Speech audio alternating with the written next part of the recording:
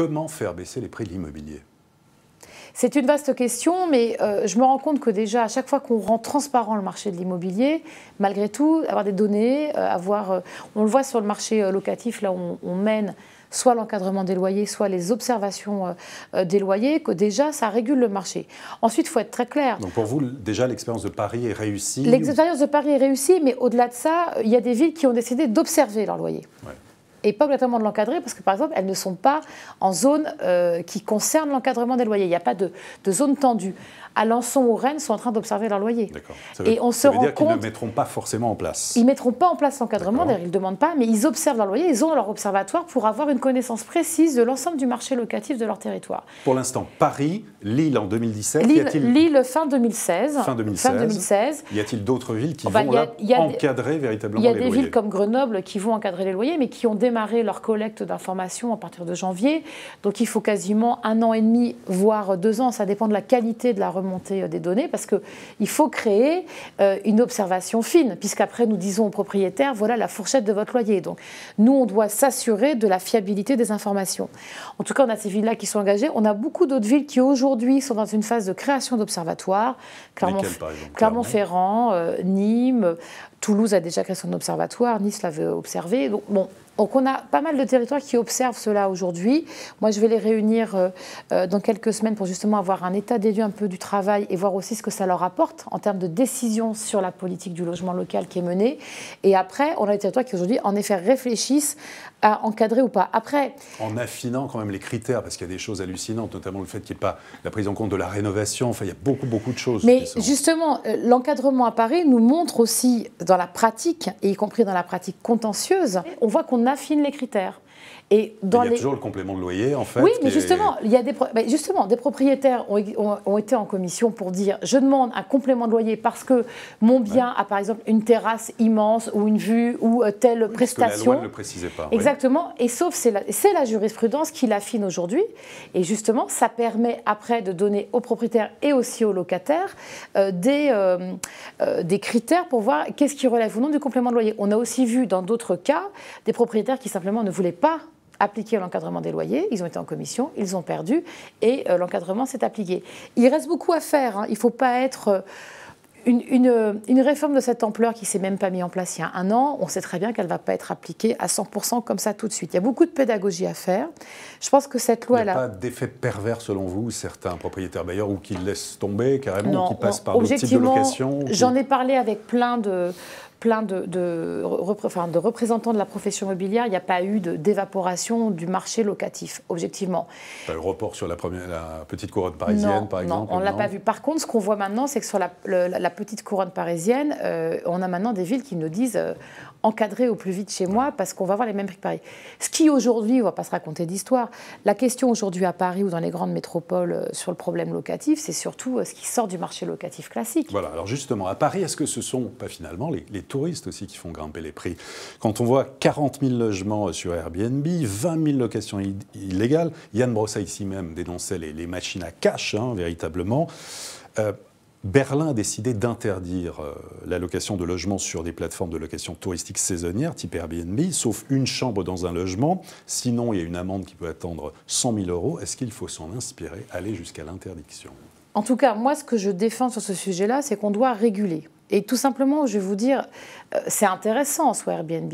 Vous avez envie de louer votre bien 1 semaine, quelques semaines, y compris pendant vos vacances, comme par le passé ça pouvait se faire de manière moins organisée, c'est une chose. Mais pourquoi est-ce qu'aujourd'hui, toutes les villes se saisissent de ça, pas simplement Paris? Toutes les villes du territoire atlantique, du pourtour méditerranéen, disent qu'ils n'en peuvent plus. Parce qu'aujourd'hui, en fait, il y a des propriétaires, voire des locataires en sous-location, qui enlèvent totalement leurs biens du marché locatif classique et qui le louent à la semaine. Et en effet, c'est une machine à cash.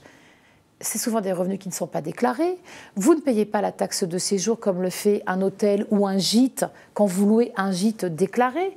Donc imaginez par exemple pour une commune qui l'été doit faire face à des dépenses sur les déchets, l'eau, etc.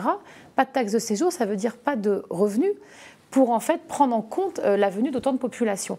Ça, c'est vraiment quelque chose de très important. Ça, c'est le constat. Qu'est-ce que vous préconisez? Ce que l'on préconise, c'est ce qui a été voté au Sénat, que nous avons proposé, qui a été repris par les parlementaires socialistes, mais aussi républicains, me semble-t-il, qui est d'une part d'avoir vraiment la preuve que les personnes ont le droit de louer, parce que je peux vous dire une chose, c'est que moi, qui dois répondre à une demande sociale très forte en France en tant que ministre du Logement, je ne peux pas accepter que des locataires du logement social mettre leurs biens sur Airbnb. D'ailleurs, les bailleurs sociaux ont pris des mesures exemplaires, parce que c'est extrêmement choquant. Mais au-delà de ça, aujourd'hui, on ne peut pas empêcher dans les règlements de copropriété, vous ne pouvez pas empêcher qu'un copropriétaire fasse cela. Mais il faut voir ce que ça veut dire dans des quartiers parisiens, où en effet, il y a des immeubles entiers, où il n'y a plus d'habitants à la semaine, il n'y a que des habitants qui changent.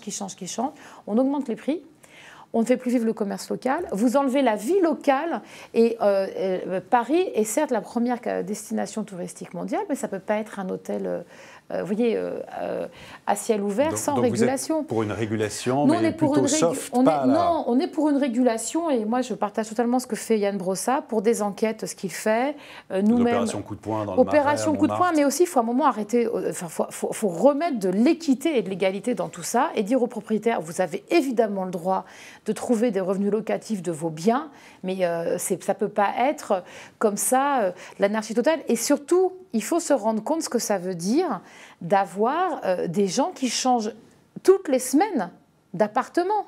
Toutes les personnes comme moi qui sont locataires et qui ont pu déjà vivre ça, je peux vous dire que ce n'est pas anodin dans votre vie quotidienne et dans votre tranquillité. Et en plus, il y a un impact, c'est qu'on doit continuer à loger des familles, des actifs dans toutes nos métropoles. Paris, comme Lyon, comme Marseille ou comme Nantes ne peuvent pas juste être des destinations touristiques. C'est pour ça que Berlin s'en saisit, c'est pour ça qu'à New York, il y a un débat. C'est pour cela que l'ensemble de ces grandes capitales du tourisme réfléchissent à avoir un marché locatif un peu régulier. Ça ne veut pas dire qu'Airbnb n'est pas une bonne chose.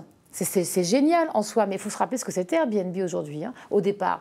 Au départ, c'était vous offrez un canapé pour quelques jours et il n'y avait pas d'échange financier. Après, il y a eu les échanges de maisons. Et là, maintenant, on est quasiment dans un marché totalement dérégulé. C'est pour ça que Berlin veut revenir, justement, en autorisant uniquement une chambre dans un appartement. Mais on peut le comprendre, parce qu'à Berlin, ça a pris des telles proportions qu'aujourd'hui, ça crée des désordres terribles pour les Berlinois.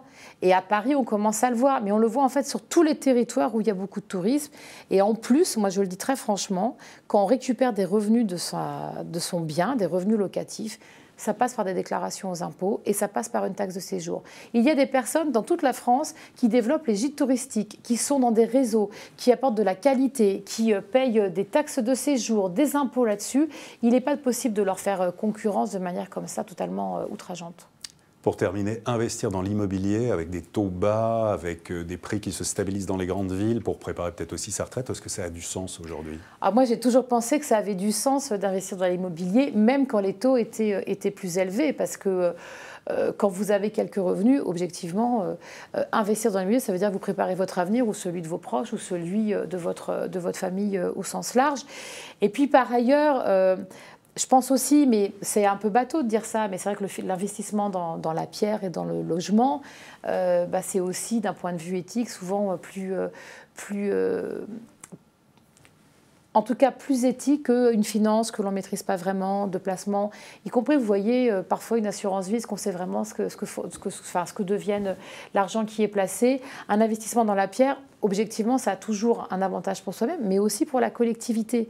Et c'est d'ailleurs pour ça, et vous le savez, qu'il y a eu des débats et qu'on continue à les avoir, pour que les investisseurs, comme on les appelle, ces grands groupes qui ont de l'argent à placer, continuent à aller dans l'investissement dans la pierre, parce qu'on sait qu'à chaque fois qu'ils le font, ça nous permet d'avoir des logements de qualité sur nos territoires, et ça nous permet de répondre aussi à une demande sociale très forte. Emmanuelle Cos, merci beaucoup. Je vous en prie. Et à très bientôt pour une prochaine édition du Club Imo.